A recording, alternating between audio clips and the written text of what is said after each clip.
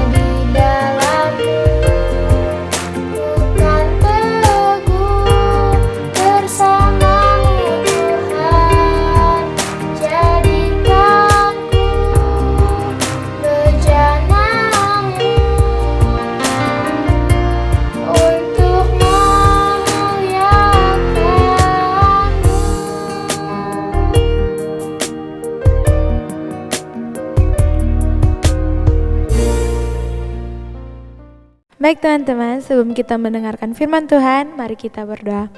Bapa di surga, kami bersyukur untuk kasih setiamu bagi kami masih ada hingga saat ini Tuhan. Bapa, sekarang kami akan mendengarkan firman-Mu. Kiranya apa yang kami dengar Tuhan itu bisa berguna bagi kami Tuhan Yesus. Dalam nama Tuhan Yesus kami sudah berdoa. Haleluya, amin. Shalom Teens, jumpa lagi bersama dengan Kak Gele dalam ibadah online Trijitins Gereja Sitri Pemulihan Kupang. Kak Gele berharap sekalipun sudah 5 bulan kita beribadah secara online, adik-adik di rumah tetap setia untuk mengikuti ibadah, tetap setia menghafalkan ayat hafalan, dan tetap setia mengerjakan aktivitas kalian. Nah, hari ini kita telah memasuki bulan yang baru, yaitu bulan Oktober. Dan di bulan Oktober ini akan ada pelajaran firman Tuhan yang baru yang akan adik-adik dengar dan pelajari. Di bulan ini kita akan belajar dari kitab Hakim-Hakim tentang orang-orang yang Tuhan kirim untuk menolong dan membebaskan bangsa Israel dari penjajahan. Dan untuk cerita kita hari ini, kita akan sama-sama baca di dalam Hakim-Hakim pasal yang keempat, ayat pertama sampai dengan ayat yang ke-24. Kak Gele akan menceritakan kisah ini bagi adik-adik semua. Kalau adik-adik pernah mendengar bahwa bangsa Israel adalah bangsa pilihan Allah, umat kesayangan Allah. Mereka sangat dikasihi oleh Tuhan dan Tuhan sangat setia kepada janji-janjinya kepada bangsa Israel. Lalu bagaimana dengan bangsa Israel? Sebaliknya, bangsa Israel tidak setia kepada Tuhan. Di saat mereka di dalam kesesakan, mereka berseru dan meminta pertolongan dari Tuhan. Namun di saat Tuhan telah menolong mereka, mereka kemudian membelakangi Tuhan, mereka melakukan apa yang jahat di mata Tuhan. Sehingga Tuhan pun mengirimkan bangsa-bangsa lain berada di sekitar mereka untuk mencobai mereka, untuk melihat bagaimana kesetiaan mereka kepada Tuhan. Di suatu ketika, Tuhan menyerahkan bangsa Israel ke tangan Raja Yabin, yaitu raja orang Kanaan. Raja Yabin ini memiliki panglima yang bernama Sisera. Panglima ini memiliki 900 kereta kuda dan sudah selama 20 tahun mereka menjajah Israel. Orang Israel menjadi sangat ketakutan dan mereka menjadi sangat gentar karena mereka mengetahui kekuatan yang dimiliki oleh Sisera. Mereka kemudian berseru kepada Tuhan, mereka berteriak dan meminta pertolongan daripada Tuhan. Dan di saat itu muncullah seorang nabiah bernama Deborah. Ia adalah seorang nabiah di mana ketika Tuhan ingin menyampaikan sesuatu kepada bangsa Israel, Tuhan akan berbicara kepada Deborah dan Deborah yang akan menyampaikannya kepada bangsa Israel. Selain seorang nabiah, Deborah juga merupakan seorang hakim. Dan setiap harinya Deborah akan duduk di bawah sebuah pohon rindang dan di tempat itulah orang-orang akan datang dan minta petunjuk, minta arahan daripada Deborah. Dan di saat itu juga orang-orang Israel datang kepada Deborah dan mengeluhkan bahwa mereka dijajah, ditindas oleh Sisera. Dan saat mendengar hal itu, Deborah pun berkata, "Panggillah Barak datang kemari." Barak adalah panglima dari orang-orang Israel. Kemudian Barak datang kepada Deborah dan Deborah berkata kepada Barak, "Bukankah telah kukatakan kepadamu bahwa Tuhan menyuruh engkau untuk pergi ke pegunungan Tabor dan di sana engkau bersama-sama dengan suku Naftali dan suku Zebulon kalian akan bertemu dengan Sisera. Dan di saat itulah Tuhan akan menyerahkan Sisera kepada kalian dan Sisera akan kalian kalahkan dengan kekuatan Tuhan." Namun apa yang dikatakan oleh Barak? Barak tidak berani untuk pergi. Barak meminta Deborah untuk pergi bersama-sama dengan mereka. Barak berkata kepada Deborah, "Jika engkau tidak pergi, aku pun tidak akan pergi." Mendengar perkataan Barak itu, kemudian Deborah berkata, "Baik, aku akan pergi bersama-sama dengan kalian. Aku akan pergi menyertai kalian. Tetapi engkau akan tidak mendapatkan apa-apa di dalam perjalanan ini karena Tuhan menyerahkan semuanya itu kepada tangan seorang perempuan." Mereka kemudian pergi seperti apa yang Tuhan perintahkan kepada Deborah. Mereka sampai di sana dan benar terjadi bahwa bangsa Israel mengalahkan Sisera dan pasukan-pasukannya. Dan benar seperti apa yang dikatakan Tuhan kepada Deborah saat mereka pergi ke pegunungan Tabor, di situ mereka berjumpa dengan pasukan Sisera dan begitu mereka berjumpa dengan pasukan Sisera, mereka bertempur dan Tuhan menyerahkan Sisera ke tangan bangsa Israel. Dan apa? Bangsa Israel yang menjadi pemenangnya. Seluruh pasukan Sisera mati saat itu juga. Tidak ada satupun dari pasukan Sisera yang selamat. Hanya tinggal Sisera yang masih hidup. Ia kemudian melarikan diri dan berusaha sembunyi di pemukiman terdekat. Dia pergi ke rumah seorang bernama Heber, merupakan orang Keni. Dia pergi dan berusaha untuk dapat bersembunyi di situ karena dia tahu bahwa Heber ini adalah kerabat dekat dari Raja Yabin. Ketika ia masuk ke rumah Heber, di situ istri Heber bernama Yael menyambut dia dan dia kemudian minta perlindungan kepada Yael untuk menyembunyikan dia di dalam rumah Yael. Dan kemudian Yael menyuruh dia masuk karena Yael melihat dia sangat kedinginan dan ketakutan. Yael memberikan dia selimut untuk kemudian dia berlindung di dalam rumah Yael.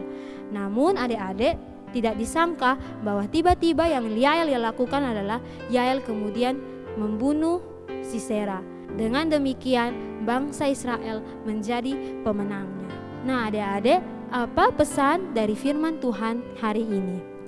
Yang pertama yang Kak Gele mau adik-adik belajar adalah kita belajar daripada sikap Deborah dan Barak. Waktu Tuhan menyuruh Deborah untuk menyampaikan kepada Barak untuk pergi bersama dengan 10.000 pasukan, Barak tidak berani melakukan hal itu.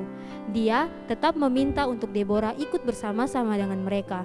Nah pelajarannya adalah adik-adik harus memiliki keberanian. Apalagi apa yang adik-adik ingin lakukan adalah adik-adik yakin bahwa itu berasal dari Tuhan. Dan Tuhan meminta adik-adik melakukan itu. Sekalipun mungkin tidak mudah, sekalipun kelihatannya sangat sulit, tetapi adik-adik harus memiliki keberanian untuk melakukannya.